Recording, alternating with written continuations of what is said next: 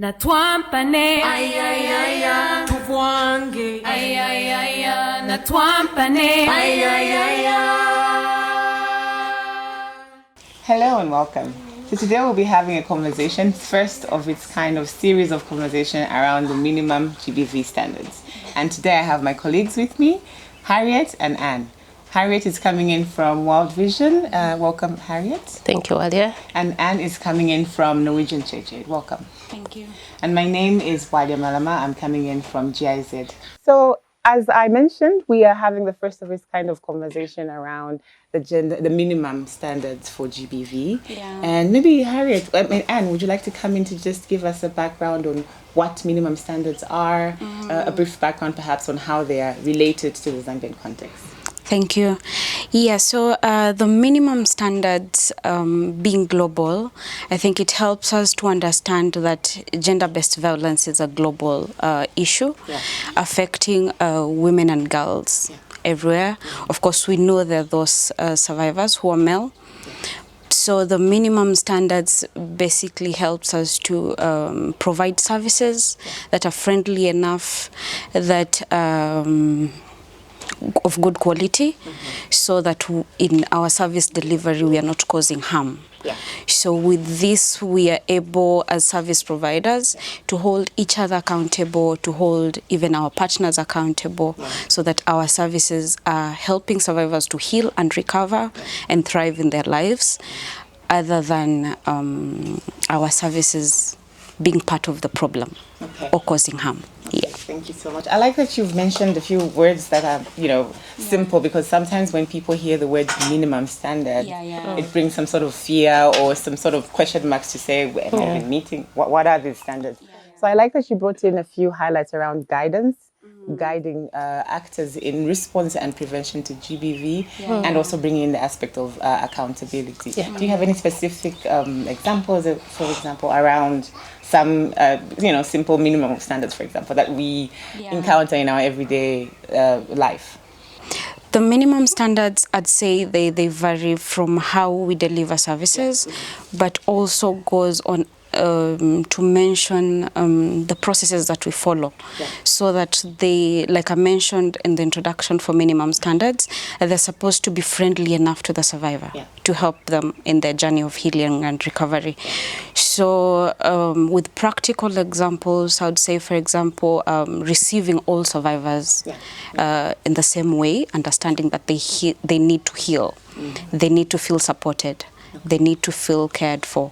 So how I receive a 13-year-old girl versus how I receive a 50-year-old woman, how are the services still making them feel comfortable to come for more services? Thank you so much for that. Thank you for simplifying what is meant by minimum standards and why they're really important in programming and also responding to cases around GBV.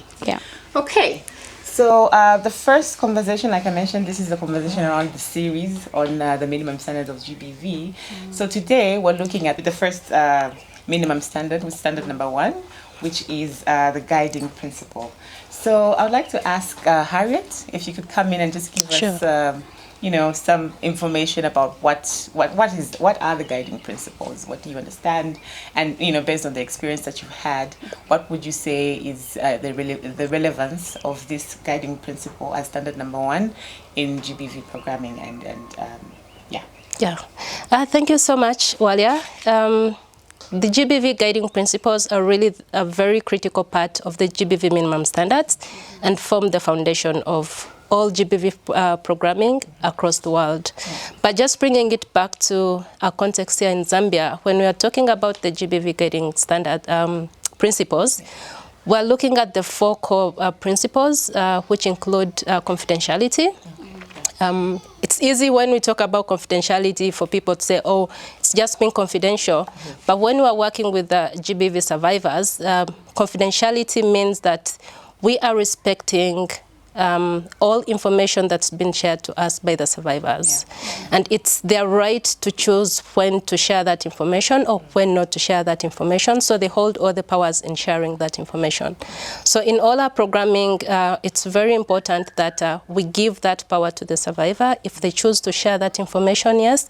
And if they've shared that information with us as the service providers, we need to be able to protect that information unless we have informed consent from the survivors to be able to share that information. The second principle is the principle of safety. Okay. Safety is very important. Usually when you're suffering violence, sometimes you're in the same vicinity with the perpetrator. Oh, yeah. Yeah, and sometimes really it becomes very hard for you to step out of that zone to find a place where you can feel safe. Yeah. So safety becomes important because when we want to protect any further harm and risk of exposure of violence towards the survivor, which could be a girl, it could be a woman, it could be a man or a boy, whoever is experiencing that violence.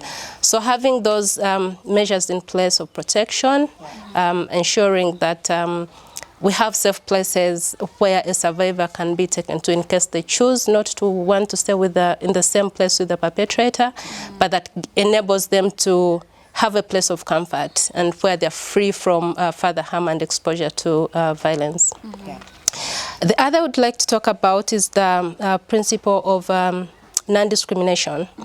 Anne has already talked about when you're receiving a survivor, if it's a 13-year-old girl, if it's a 50-year-old girl, they all have different needs. But the approach, the care, the quality of service you're providing to them is all the same. So we look more at the different intersectionalities within our GBV programming. If a man comes to you, how are you going to respond to the man who's possibly suffering sexual violence? If we have disabled girls and disabled women, what kind of care and service are we providing to them? So we really hold importantly all the clients or all the survivors, all the women and girls that come to our places for services, as important as possible, and also ensuring that there is no discrimination based on either their size, their age, their race, their gender. They all are part of service delivery, and it should be with the same care, with the same quality of services. And then the very last one I would like to talk about is the principle of respect. Respect, just like we hear respect. Oh, yeah.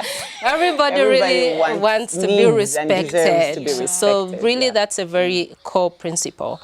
But when we talk of GBV programming and the respect, we're looking more into how dignifying do we treat the person that's coming to us for services. Usually when a survivor comes to us, sometimes they've been through experiences, maybe they've just experienced rape, maybe they've just experienced physical violence. Us as the service providers, regardless of how the survivor comes to us in whatever form, we are expected to respect them. We are expected to be non-judgmental. It's never the survivor's fault, right, to go through any different of violence. So that level of respect needs to be paid attention to. But the respect also comes in with decision making. Doing GBV programming, we look at the survivor-centered approach. That the survivor is the center of our work, that they lead the process. We are there to facilitate, but the decision-making is outrightly up to the survivors. We provide as much information as possible for them to be able to make choices. So we are expected to respect the decisions and choices that they make for them to be able to become self-determined, to overcome the violence that they have experienced, really to thrive within their lives. Okay. Yeah. Thank you so much, Harriet, for that. And I like that you've highlighted the importance and the key aspects in having, service providers focusing on the survivors and having a survivor-centered approach. I was wondering, however, is there any link perhaps that you would like to highlight to fellow service providers during this conversation on the importance of constantly following through these minimum standards that have been set in place or set in stone as they're, responding or preventing to GBV? Any advice that you would look out for, fellow service providers on the importance of ensuring that these standards are followed through, the survivor-centered approach is adhered to, just to ensure that GBV programming is following the shared minimum standards? Sure. Yeah, so I'd like to look at gender-based violence as an experience that strips off dignity from the survivor. It's a moment where the survivor is disempowered. So after the experience, there's the issue of not trusting anyone anymore. You don't know where to go to. It's like you're lost in the middle of somewhere. So I'd like to use an example of defilement and to actually narrow it down to incest. Where maybe this is a girl living with an uncle or even a stepfather or father, and she becomes a survivor of GBV. So if this girl comes to us as service providers, then this is a safe place for her. She's running to feel better. So adhering to the principle or rather adhering to the survivor-centered approach, that means we are respecting the child, making her feel safe, trying to revive the trust she should have. Remember, she's developing. We want her to develop like any other child. So how do we then make sure we are survivor-centered and healing her from the core? So we are respecting that she says, I want to be in this session with my mother, or no, I prefer to be in this session with my aunt. So how are we making her feel like she can have some power through making such choices? And that is for children. But thinking of adults, maybe just to jump in, I think before we lose it, if it's a child, sometimes we have the assumption of the caretaker is the trusted person of the survivor. But we always have, most times we find out that sometimes the caretaker is actually not the trusted member that the child would want to be with. So really, us being able to listen to the child, sometimes we think our children cannot make decisions, but they do assent. So listening to them and allowing them the space to participate in the decision making, because this is affecting their life, to decide who they want to be with, rather than making the assumption of having the caretaker. The caretaker could be the perpetrator. So just always having that when we address their needs. Yes, and Harriet, for clarifying that, so when you look at caring for child survivors, of course they need special attention. But I wanted to just bring in an example of a survivor who's suffering at home. And the perpetrator is her husband. She has come to report, but she wants to go back to her husband. So how do we ensure we are still respecting the choices of this survivor, but also being mindful of her safety? So Harriet talked about the principle of safety, but also respect. So these principles, somehow they feed into each other. I'm respecting that you want to go back home, but from the assessment I can see you're not safe at home. So how then do I make arrangements, or rather how do I collaborate with these other people in the program, like the police, for example, to make sure that your safety is catered for, but I'm respecting your choice. Because at the end of the day, it's a healing journey that the survivor takes. We are just there to support. So I think practically, and many cases are running in my mind. You know, like you're sitting there with the survivor, she's wounded. Mentally, emotionally, physically even. The doctors just put a bandage on her, and then after the session she tells her, I want to go back to my husband. So I'm thinking of those discussions and how we collaborate with the survivor because it's her journey. Yes. It's an experience that she's gone through. I didn't. Yeah. So how do I respect that but still be mindful of her safety? And that's where now all these other key players come in, the police, the structures at the community level that are trusted, and that will also be mindful of her security. So for me, the survivor-centered principle really gives power back to the survivor to start the journey to heal, recover, and thrive.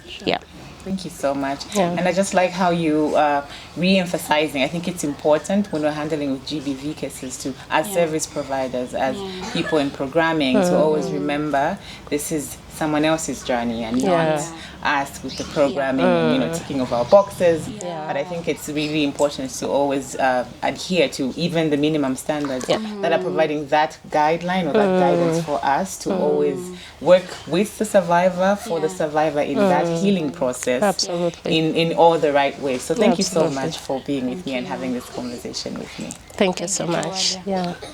Na twampane ay ay ay tuvwange ay ay ay na twampane ay ay